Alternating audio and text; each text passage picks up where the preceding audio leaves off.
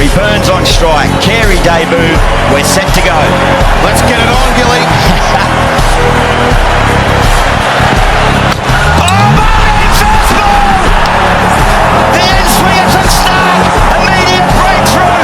The roar grows up. Australia can't believe the stuff they've got away to.